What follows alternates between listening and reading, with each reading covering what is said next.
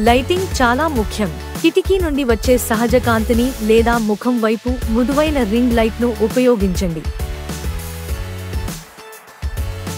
Recording కోసం ప్రశాంతమైన ప్రదేశాన్ని ఎంచుకోండి. నేపథ్య శబ్దం ఉండకూడదు. నెమ్మదిగా, స్పష్టంగా మరియు ఆత్మవిశ్వాసంతో మాట్లాడండి.